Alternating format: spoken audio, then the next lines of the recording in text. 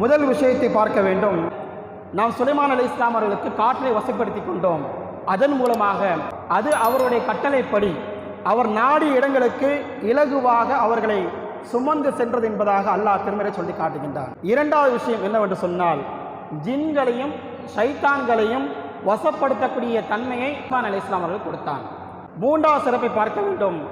சுலைமான் அலைஹிஸ்ஸலாம் அவர்களுக்கு ஜின்கள், மனிதர்கள், பறவைகளை கொண்ட ஒரு இராணுவ பலத்தை அல்லாஹ் தஆலா கொடுத்தான்.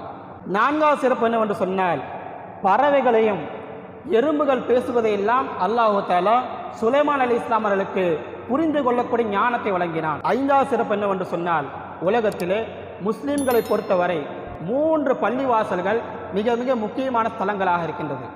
முதலிலே காபத்துல்லா, இரண்டாவது மஸ்ஜிதுல் அக்ஸா, மூன்றாவது மஸ்ஜித் நபவி. இந்த 3 பள்ளிவாசல்களில் ஒரு பள்ளிவாசல் அதில் சுலைமான் அலைஹிஸ்ஸலாம் அவர்களால் கட்டப்பட்டது.